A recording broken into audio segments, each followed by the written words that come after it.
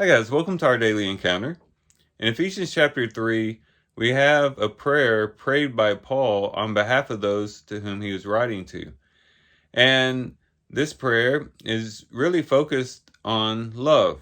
In verse 17, he wanted them to be rooted and grounded in love. Verse 19, and to know the love of Christ which surpasses knowledge. He really wanted them to grasp, to comprehend the love of Christ.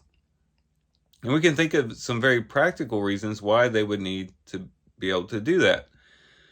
For one, it would really make it firm in their hearts that God is going to follow through with his promises and that they truly are blessed in Christ. You know, in chapter 1, there was a lot of focus on the blessings that we have in Christ. As verse 3 says, we're blessed with every spiritual blessing in the heavenly places through Christ. And he goes on to list a lot of those blessings. And when we understand just how much Christ loves us, it really makes us assured of the blessings that come in connection to our relationship with him. But also it helps us in the work of the kingdom.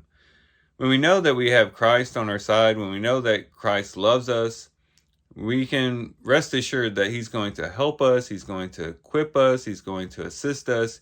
He's going to give us everything that we need to be successful as we go out to do the work of the Lord.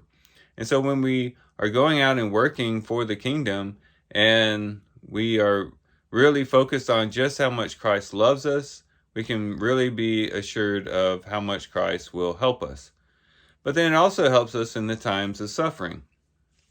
Now we see the Apostle Paul really getting a lot of strength from this idea of the love of Christ and sharing that with the church at Rome in Romans chapter 8. When he talks about in verse 37, after listing all the things that they might go through, like tribulation, distress, persecution, famine, nakedness, peril, or sword, it says, but in all these things we overwhelmingly conquer through him who loved us. And previously he had said in verse 35, who will separate us from the love of Christ? And so when we go through trials and troubles and persecutions and things like that, we can be confident that this isn't an indicator that Christ doesn't love us. It's not an indicator that all is lost, but we can hold on to and hold fast to the very fact that Christ does love us and that nothing that happens in our life is able to separate us from that love. And so knowing the love of Christ helps us in the times of suffering because it helps us to know that no matter what we go through, he still loves us and he's still there for us. And so as we think about and reflect on Paul's prayer for those that he's writing to here in the book of Ephesians, or in the book of Ephesus, in chapter 3, we can see now why the Apostle Paul would want them to really take in and soak in this knowledge of the love of Christ. It would help them understand just how blessed they are and be more confident in how blessed they are. It would help them in going out and doing the work of the Lord, and it would also help them in times of suffering.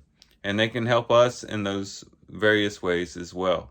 And so today, as we really focus on the love of Christ, as we worship together with other believers, and we're focused on how much Christ loved us when we think about his death on the cross, let's let that sink in and bring out into our lives these multiple benefits that we can receive by really taking in this love of Christ that he has for us. So these are some things we can reflect on and think about as we do our reading today. With that, guys, I do thank you for watching the video today. Hope you guys have a great day. Love you guys. God bless.